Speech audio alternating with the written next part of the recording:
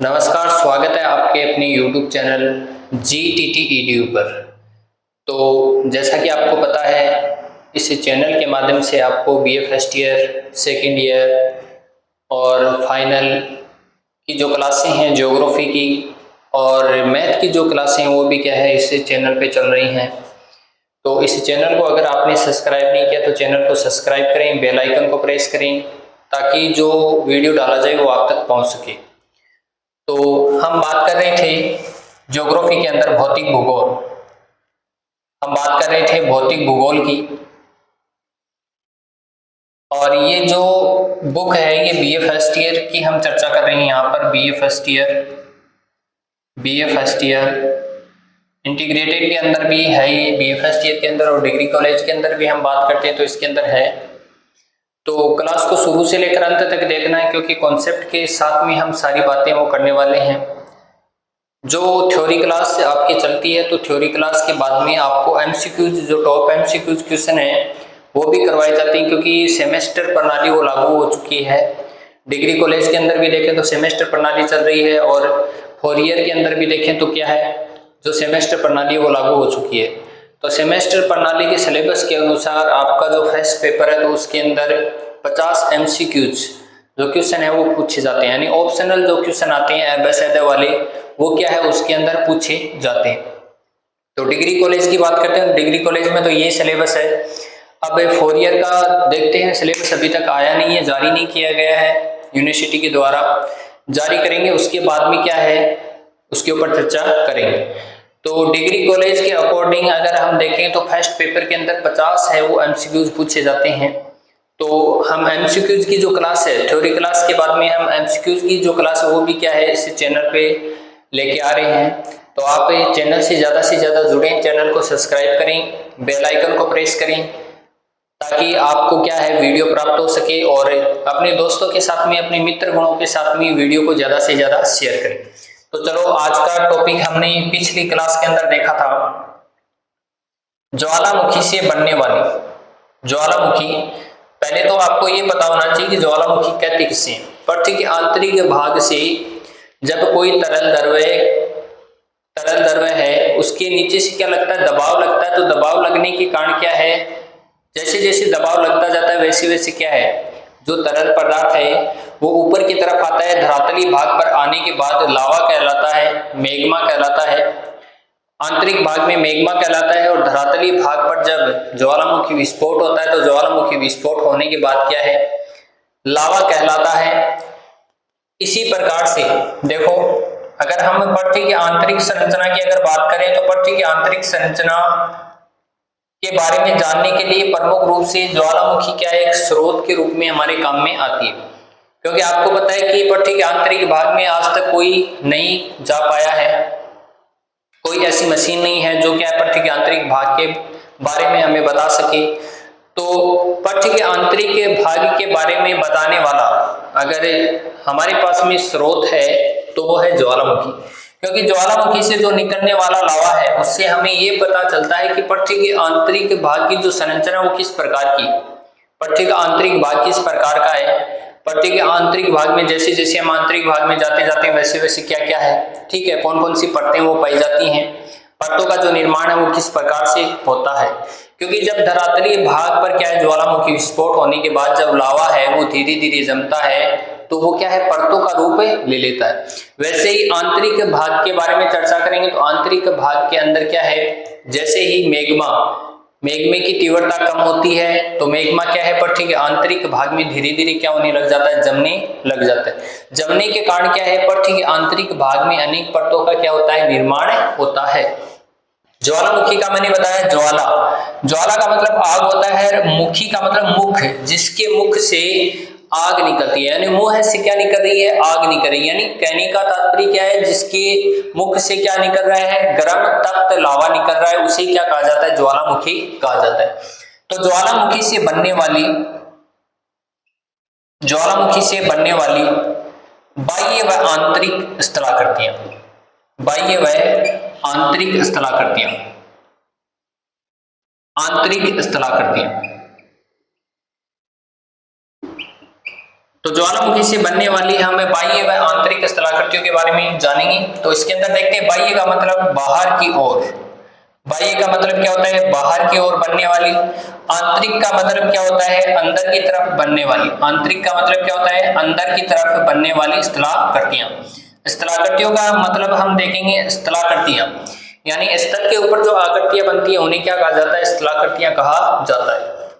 इस प्रकार से हमने एक डायग्राम बनाया था, इस प्रकार से हमने एक डायग्राम बनाया था, और डायग्राम के अंदर हमने देखा था ये जो भाग है, इस भाग को हमने धरातलीय भाग या धरातलीय भाग का आंतरिक भाग, इसके ऊपर यहाँ पर बनने वाली अनेक प्रकार की स्थलाकृतियां, और इन स्थलाकृतियों के अंदर हमने देखा था पहला बेथोलिथ, बेथोलिथ।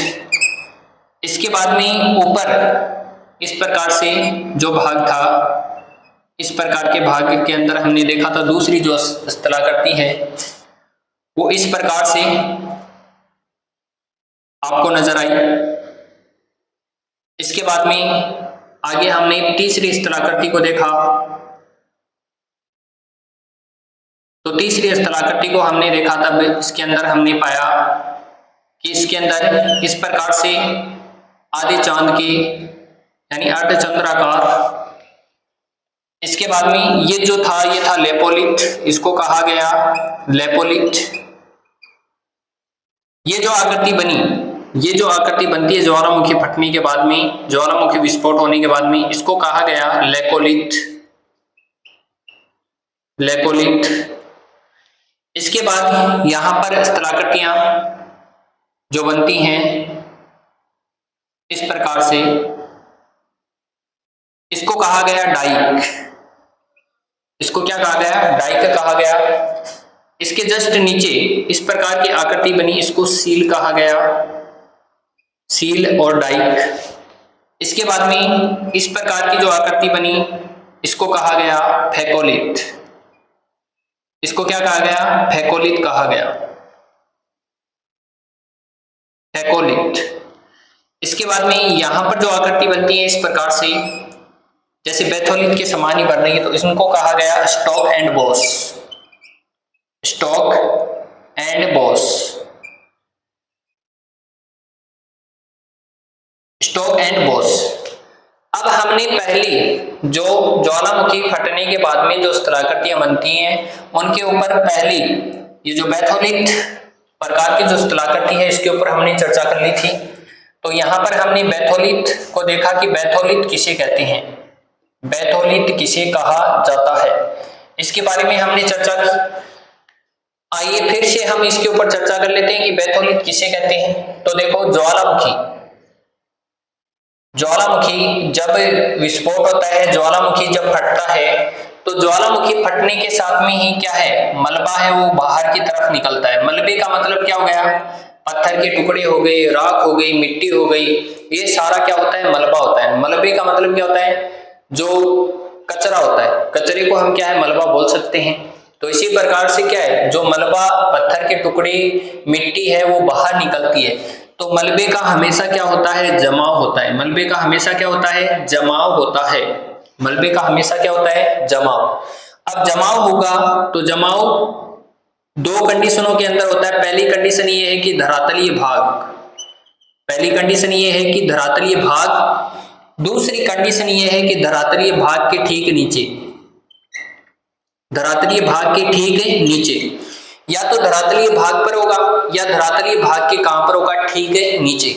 हमें जैसे कि ये धरातलीय भाग है, या तो इस धरातलीय भाग के ऊपर होगा या धरातलीय भाग के कहां होगा, ठीक है नीचे होगा। ठीक है, किसका जमाव, मलबे का जमाव। ठीक है, ठीक नीचे मलबे का जमाव, ठीक नीचे मलबे का जमाव। मलबे का जमाव अब किस रूप में हो रहा है, आप इस चित्र के अंदर देखेंगे, यहाँ पर मलबे का जमाव है वो देखो, यहाँ पर गुंबद नुमा आपको लग रहा है ना। देखो इस चित्र के अंदर ध्यान दीजिए आप, यहाँ पर बोर्ड के ऊपर आपको यहाँ पर गुंबद नुमा जो आकृति है वो यहाँ पर दिखाई दे रही है, यानी मलबे का जमाव। ठीक है, अब मलबे का जमाव होगा तो उसकी जो आकृति है वो कैसी बनेगी, उसकी आकृति की बात कर लेते हैं। तो गुंबद नुमा, गुंबद नुमा आकृति कोष्टक में हम इसे कह सकते हैं टीलेनुमा आकृति। टीलेनुमा आकृति, जो हमारा टीला बनता ना, मिट्टी एक स्थान से दूसरे स्थान पर हवा के साथ में उड़कर जाती है, उड़कर जाने से जो टीले का निर्माण होता है, बालू का स्तूप का निर्माण होता है, तो उसे टीलेनुमा आकृति या गुंबदनुमा आकृति क्या हो जाती है, इसकी बन जाती है, तो उसे क्या कहा जाता है, बैथोलिट कहा जाता है। एक बार फिर से देखते हैं, देखो बैथोलिट किसे कहते हैं। तो ज्वालामुखी जब विस्फोट होता है, ज्वालामुखी जब फटता है, तो ज्वालामुखी के साथ में क्या निकलता है, मलबा, और उस मलबे का क्या होता है, जमाव। मलबे का क्या होता है, जमाव। जमाव दो कंडीशन में होगा, एक कंडीशन तो धरातलीय भाग पर, दूसरी कंडीशन या धरातलीय भाग के ठीक नीचे। उस मलबे का क्या होता है, जमाव होता है, और उस मलबे के जमाव से जो आकृति बनती है, उस वो आकृति कौन सी है, गुंबदनुमा आकृति या टीलेनुमा आकृति है, उसको क्या कहा जाता है, बैथोलिट कहा जाता है। एक बार आप इसका स्क्रीनशॉट ले लीजिए, इसके बाद में आगे वाले टीले जो स्थलाकृति उसके ऊपर चर्चा करते हैं। स्क्रीनशॉट ले लिया होगा आपने। अब आगे चर्चा करते हैं हम 2 नंबर पे चर्चा करेंगे हम लेपोलिट। लेपोलिट किसे कहते हैं, देखो 2 नंबर का जो स्थलाकृति है उसके ऊपर चर्चा कर रहे हैं हम, लेपोलिट। लेपोलिट क्या है, किस प्रकार से इसका निर्माण होता है। तो अगर आपको लेपोलिट पूछा जाए, अगर आपको लेपोलिट पूछा जा रहा है तो बैथोलिट नहीं आएगा, ठीक है, बैथोलिट नहीं आएगा, क्रॉस का मतलब नहीं आएगा, ठीक है। अगर आपको लेपोलिट की परिभाषा पूछ रहा है तो लेपोलिट नहीं आएगा, मतलब क्रॉस का मतलब क्या है, नहीं आएगा, ठीक है। तो देखो ध्यान दीजिए आप, ज्वालामुखी, यहां पर भी वही आएगी। ज्वालामुखी जब विस्फोट होता है, ज्वालामुखी जब फटता है, तो ज्वालामुखी फटने के साथ में क्या है, मलबा बाहर निकलता है। क्या निकलता है, मलबा। और इस मलबे का हमेशा क्या होता है, जमाव। इस मलबे का हमेशा क्या होता है, जमाव। अब मलबे का जमाव है वो क्या है, बैथोलिट ना होकर, बैथोलिट ना होकर, बैथोलिट ना होकर, बैथोलिट ना होकर क्या होता है, देखो यहां पर आपको क्या नजर आ रहा है, तो यहां पर आपको नजर आ रहा है, देखो यहां पर थोड़ा सा हमने बना दिया है, तो आप एक बार देखिए इसमें क्या दिखा रहा है आपको, बैथोलिट ना होकर, ठीक है, हाँ सही बनाया है। इस प्रकार से ही क्या इसकी आकृति है हमने बनाई है, सही है, लेपोलिट। तो जमाव है वो बैथोलिट ना होकर, आपको देखो यहां पर ये जो आकृति है वो किस प्रकार से नजर आ रही है, यानी कटोरी के समान।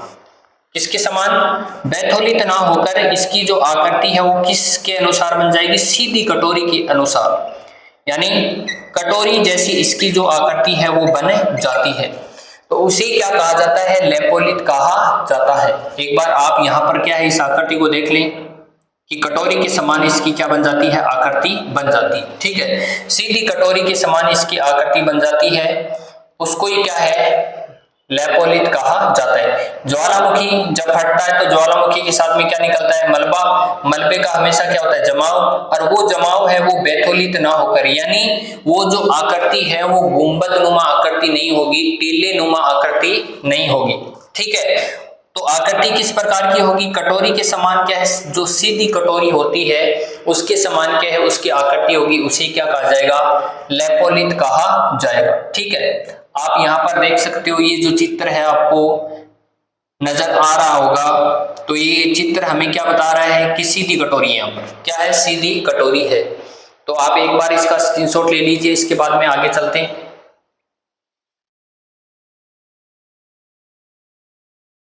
तो आपने स्क्रीनशॉट ले लिया होगा, इसके बाद अगली जो स्थलाकृति है उसके ऊपर चर्चा कर लेते हैं हम। अगली जो स्थलाकृति है वो है हमारी लेपोलिट। 3 नंबर जो स्थलाकृति है वो है लेपोलिट, यानी लेपोलिट किसे कहते हैं, क्या है लेपोलिट, ठीक है। तो देखो उसमें भी वही होगा, ज्वालामुखी जब फटता है, ज्वालामुखी जब फटता है, ज्वालामुखी जब विस्फोट होता है, तो ज्वालामुखी से क्या निकलता है, मलबा बाहर, अब इस मलबे का हमेशा क्या होता है, जमाव।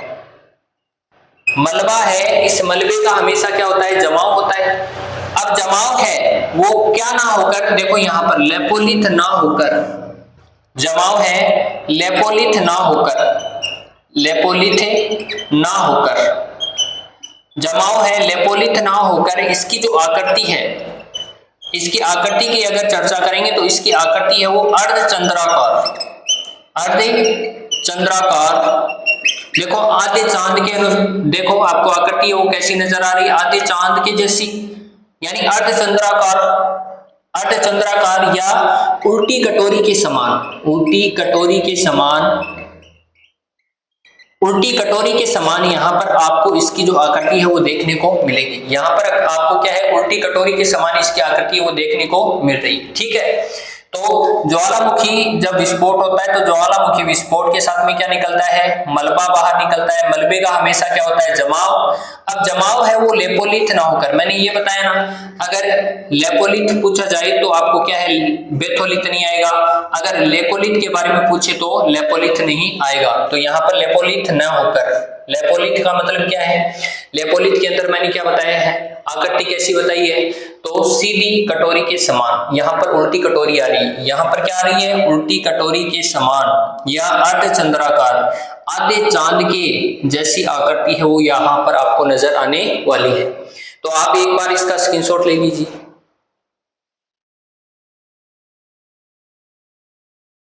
इसके बाद आगे 4 नंबर पे बात कर लेते हैं हम। 4 नंबर जो स्थलाकृति है उसके ऊपर चर्चा कर लेते हैं थोड़ी सी। 4 नंबर स्थलाकृति है फेकोलिथ, फेकोलिथ। देखो फेकोलिथ क्या होता है, ये नाम है, ये आपने पहली बार सुने होंगे, पर ये ज्वालामुखी से बनने वाली आंतरिक व बाह्य स्थलाकृतियां हैं, जो ज्वालामुखी से क्या होता है, इनका निर्माण होता है, ठीक है। तो फेकोलिथ, देखो आपको ये जो आकृति है ये किस प्रकार से नजर आ रही है, यहाँ पर बोर्ड पे जहां पर मैं मार्कर चला रहा हूं वहां पर आपको दिखाई दे रहा होगा कि ये जो आकृति है आपको किस प्रकार से नजर आ रही है। तो ये आकृति है, ये जैसे पानी है, पानी कैसे चलता है, ऐसे लहरदार रूप में, ठीक है। तो ये क्या है, लहरदार, ठीक है, ये क्या है, लहरदार। तो ज्वालामुखी जब विस्फोट होता है, ज्वालामुखी जब फटता है तो ज्वालामुखी विस्फोट के साथ में क्या निकलता है, मलबा बाहर निकलता है। उस मलबे का हमेशा क्या होता है, जमाव। अब जमाव के कारण उसकी जो आकृति है वो कैसी हो जाती है, आकृति है उसकी कैसी हो जाती है, लहरदार, लहरदार आकृति है वो बन जाती है। तो उसे क्या कहा जाता है, फेकोलिथ कहा जाता है। तो ज्वालामुखी का जब मलबा बाहर निकलता है, तो जब मलबा बाहर निकलता है, मलबे का हमेशा क्या होता है, जमाव। अब जमाव से जो आकृति बनती है वो कैसी बनती है, लहरदार। यहाँ पर देखो आपको लहरदार नजर आ रहा है, तो आकृति कैसी बनती है, लहरदार बनती है। उसे क्या कहा जाता है, फेकोलिथ कहा जाता है। आगे की डाइक, सील और जो स्टॉक एंड बॉस है वो अगले नेक्स्ट वीडियो के अंदर पढ़ेंगे। तो आपको वीडियो कैसा लगा ये जरूर बताना है, और ज्यादा से ज्यादा चैनल को सब्सक्राइब करना है, क्योंकि कॉन्सेप्ट के साथ में हम सारा ये पढ़ने वाले हैं। तो वीडियो को लाइक करें, शेयर करें, अपने दोस्तों के साथ में ज्यादा से ज्यादा शेयर करें, ठीक है। चैनल को सब्सक्राइब नहीं किया तो चैनल को सब्सक्राइब करें, बेल आइकन को प्रेस करें, ताकि इस प्रकार का जो वीडियो है वो आपको प्राप्त हो सके। धन्यवाद।